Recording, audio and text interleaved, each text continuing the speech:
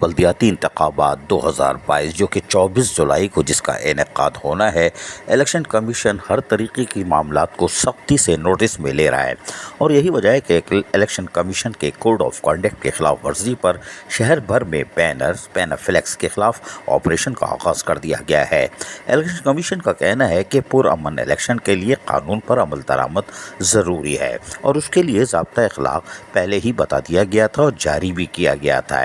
تاہم ضلع وسطی میں ڈسٹرکٹ ریٹرننگ آفیسر نے تمام سیاسی جماعتوں کے ایسے بینرز جو کہ سائن بورڈوں پر اور دیگر جگہوں پر ضابطہ اخلاق کی خلاف ورزی کرتے ہوئے لگائے گئے تھے، ان کو اٹھانا شروع کر دیا ہے، یعنی ان کے خلاف بھرپور آپریشن شروع کر دیا گیا ہے اور ان کو اتارا جا رہا ہے تاکہ الیکشن کمیشن کی طرف سے جاری جو بھی ہدایتیں دی گئی تھیں اس پر منوعاً عمل کیا جا سکے۔ بلدیہ وسطی کے ڈسٹرکٹ ریٹرننگ آفیسر کی ہدایت پر مختلف ڈپارٹمنٹ جس میں محکمہ باغات، محکمہ M&D جن کے پاس سہولتیں موجود ہیں اور ایڈورٹائزمنٹ ڈپارٹمنٹ حرکت میں آ چکا ہے۔ اسی طرح دوسرے DMCs کی سطح پر بھی الیکشن کمیشن کی واضح ہدایتوں کے بعد کوڈ آف کنڈکٹ کی خلاف ورزی پر شہر بھر میں بینرز فلیکس کے خلاف آپریشن تاحال جاری ہے اور یقینی طور پر امیدواروں کو بھی چاہیے تھا وہ محتاط رہتے۔ شدید بارشوں میں جہاں اشتہاری بورڈوں کو خالی کرا لیا گیا تھا، مزید متوقع مونسون کی بارشوں میں یہ بینرز یا فلیکس تکلیف کا باعث بن سکتے تھے۔ کوئی بات نہیں۔ عزیز عارف، KBS بلدیاتی نیوز کراچی۔